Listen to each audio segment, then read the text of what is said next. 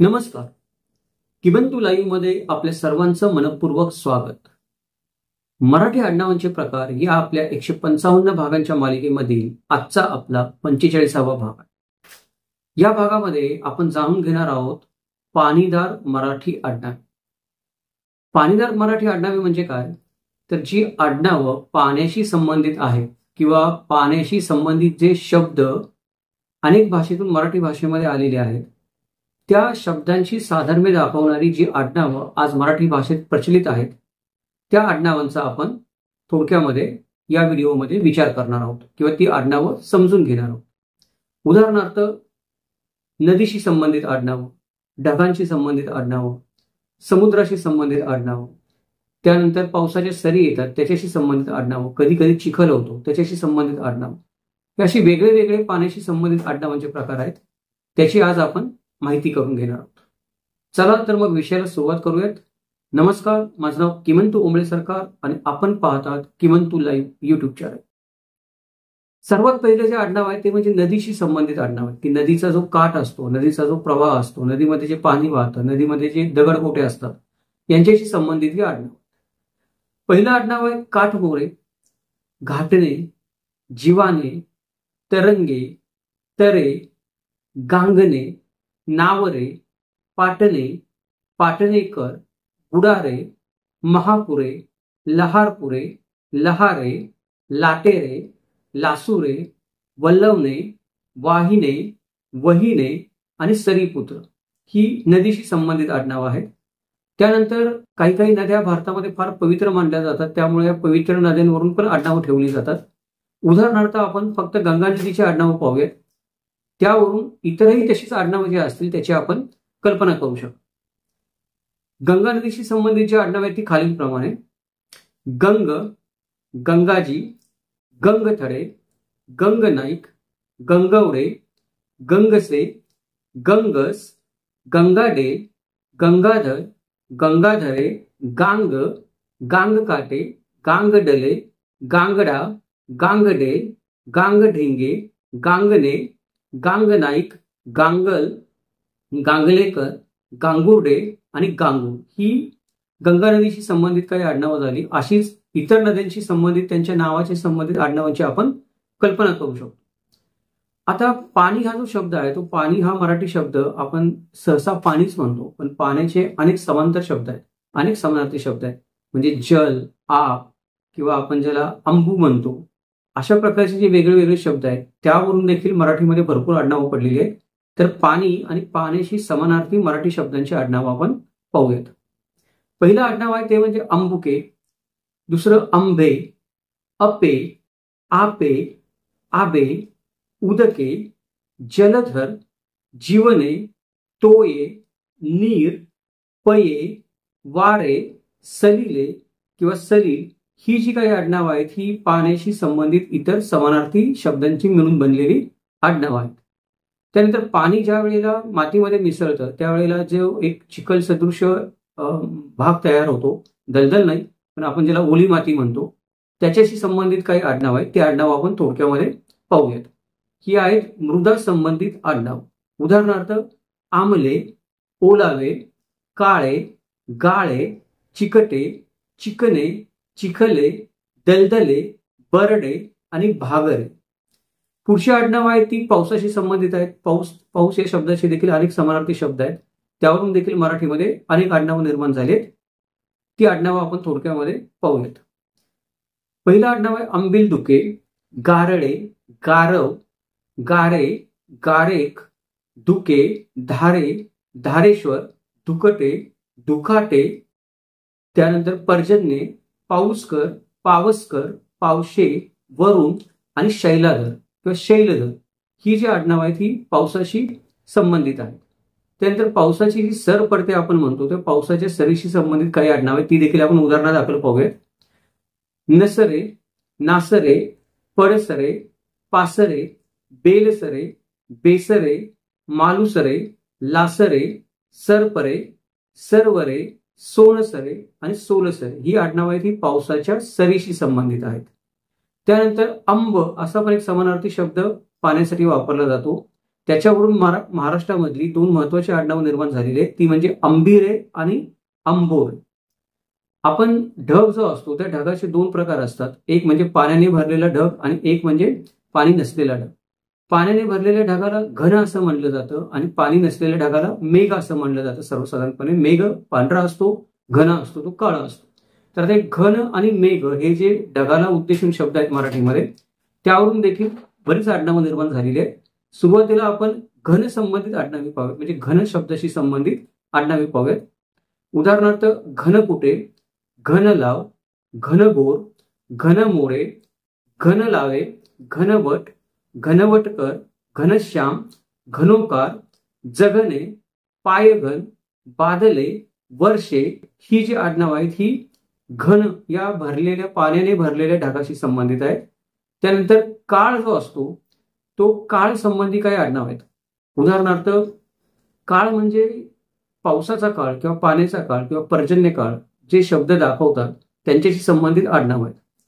पहिलं आडनाव आहे आषाढे, भाद्रपदे, अश्विन, मृगचवान, मृगवाहन, वर्षे, श्रावणकर, श्रावणजी आणि श्रावणी ही आडनावं पर्जन्य काळ आपल्याला दर्शवतात.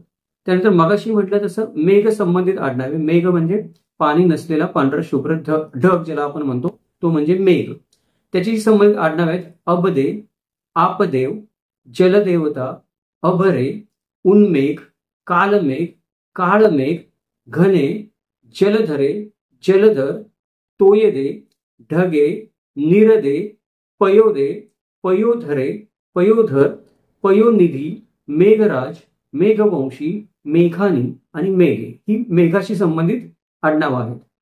त्यानंतर आपण एक पूजा अर्चा करताना आपण उदक सोडलं म्हणतो, हातामध्ये पाणी घेऊन आपण उदक सोडतो, तर उदक संबंधी काही आडनाव अशी आहेत उदके, उदखेडे, उदगिरे, उदगीरकर, उदगे आणि उदागे. त्यानंतर आपण म्हणतो की पाण्याचा झरा वाहतो, तर झरा संबंधी देखील काही आडनाव आहेत, ती अशी आहेत आमझरवाले, ओझरकर, झरक, झरकर, झरके, झरे, झरेकार, नागझरकर, पाझरे आणि मोजल. त्यानंतर जल हा शब्द ज्या आडनावांमध्ये येतो ते काही आडनावं आपण पाहूयात. अजल सोंडे, इंजलकर, काजले, गाजलपरी, गाजलपारी, गुजले, बिजले, मांजलकर आणि मांजलवार. जळ, आता आपण कधी कधी उच्चार करताना पाण्याचा जल असा करतो आणि कधी कधी जळ असा देखील करतो. जळ या शब्दाचा अर्थ पण पाणी असाच होतो. आता आपण जी आडनावं पाहिली ती जल ही दोन अक्षर ज्या ज आणि ल ही दोन अक्षर मिळून जल झालेल्या शब्द ज्या आडनावामध्ये ती आडनावं पाहिली. आता आपण जळ ही हा शब्द ज्या आडनावामध्ये आहे अशी काही आडनावं पाहूयात. पहिलं आडनाव आहे आंजळे, कंजळे, केंजळे, काजळकर, काजळकार, काजळे, गुजळे, जळंबकर, जळगावकर, जळीत, जवांजळ आणि ज्वांजळ असे अनेक दुसरे आडनाव असू शकतात. आपण उदाहरणादाखल फक्त काही आडनाव पाहिले.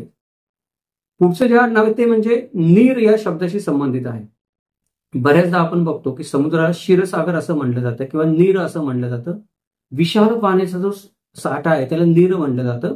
या नीर शब्दाशी संबंधित काही आडनाव आपण पाहूयात.